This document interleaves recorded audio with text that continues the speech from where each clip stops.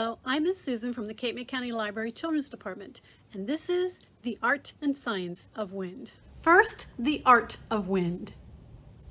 Let's draw wind. Grab a piece of paper and a marker or pencil, then stroke up and curl to the left. Do it again, but a little longer. Next, stroke down and curl to the left. Add another line in between, curling down to the left. Then add a long line out, curling up. Finally, add some smaller lines out that curl up or down. Here are some other cool ways to draw wind. You can even do tiny little strokes to show wind, or add some leaves along with the lines. Do you like birds and kites? Then you'll love this cool bird kite. And it's so easy to make. You'll need colored paper, scissors, a stapler, hole punch, string or yarn, tape, and markers or eye stickers. First, fold a piece of colored paper in half. Then fold down each side of the wing and secure with a staple. Next, cut a triangle out of a different color paper for your bird's beak. Tape the triangle inside. Then punch a hole right behind the wing for your string or yarn. Now it's time to add some tail feathers. Cut out feather shapes using a different color paper. Tape them inside the back of the tail area. Don't forget to give your bird some eyes and add the string. If you have watercolor paint at home, you might like to try creating this beautiful watercolor kite. Just grab some white paper, watercolor paint and paintbrush, scissors, and some yarn or string. You'll want to paint 2 pages using the same colors. Here I used a blend of orange, red, and yellow paint. Next, take one of the pages and cut out a kite shape. Then use the other page to cut out 3, 4, or 5 bow shapes. Add string or yarn to your kite.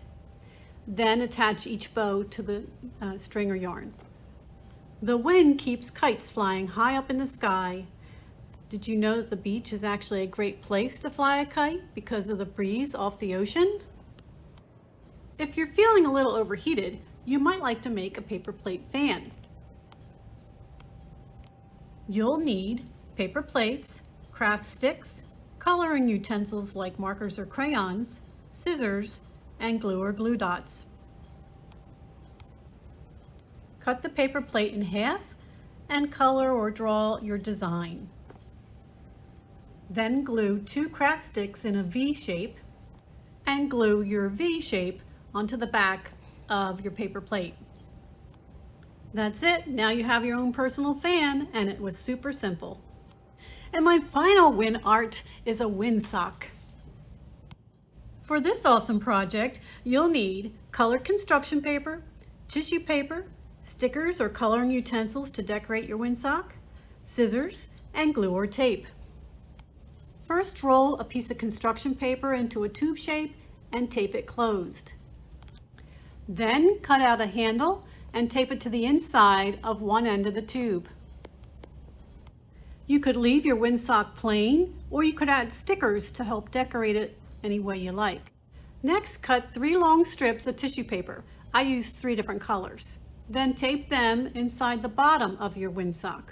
And there you have it, a really cool windsock to hang outside to catch the wind whenever it blows. It's a good idea to decorate your windsock before you roll it into the cylinder shape and tape it. Windsocks are super fun and easy to make. Maybe you'll make a windsock. What do you really know about wind? Now we're going to talk about the science of wind. Although we cannot see, taste, or smell the wind, we can hear it, and we can feel it, and we can see what the wind moves. What is the wind made of? The wind is made of air. You can't see it, but you can catch it. Just open a large plastic bag, make sure there's no holes in it, pull the bag through the air so it puffs up, and then twist it closed to trap the air inside. Air is real even though we can't see it. It is super light, but it does have a little weight. Air is made up of a gazillion tiny balls called molecules floating in space. They're so tiny we can't see them. We can make air molecules move. Wave a fan or a book if you have one in your hand to push against air molecules. Wave it slowly, wave it quickly. Which wind is stronger? The quick wind is stronger, of course. So what makes the wind? Well, wind is air that moves around. Air moves when it heats up and cools down. Each morning, the rising sun warms the ground. Heat from the ground warms the air near its surface.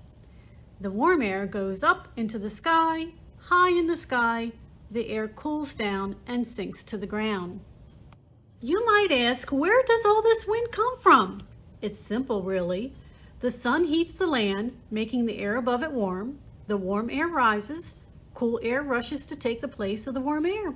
And because the earth spins, wind can come from any direction. Wind can blow in any direction, up, down, left, or right. Weather reporters or meteorologists describe wind direction by where the wind comes from, north, south, east, or west. So a westerly wind blows from west to east. Guess what? Wind can even blow around in circles. Wind that swirls around and around is called an eddy. And wind can travel at different speeds. Think of a fan. You can set it at different speeds. Low setting equals gentle breeze. High fan setting equals a much stronger blowing wind. In nature, a very fast wind is a very strong wind. Is there any way to know when there will be wind? There is. Meteorologists study and predict the weather. They use tools to help them. Weather tools like an anemometer. An anemometer is an instrument to measure wind speed and direction. Over 200 years ago, a sailor named Francis Beaufort created a chart for wind speed. We still use this chart today. It's called the Beaufort scale, and it ranges from 0 to 12, with 0 being no wind and 12 being hurricane wind. Did you know that wind makes energy? These are wind turbines. Wind turbines turn as the wind moves the blades on the turbines. This creates wind energy that is turned into electricity. You might wonder where the windiest places in the world might be. If you guessed Chicago, Illinois, or Antarctica, you would be right. And if you live near the sea, you know it can be breezy there too. Wind can make waves. The stronger the wind, the bigger the waves. It can make branches move and bend trees. Wind can be helpful or make it very difficult for us. And windy days happen in any season, winter, spring, summer, or fall, all around the world. Now you know about wind. Thank you for watching.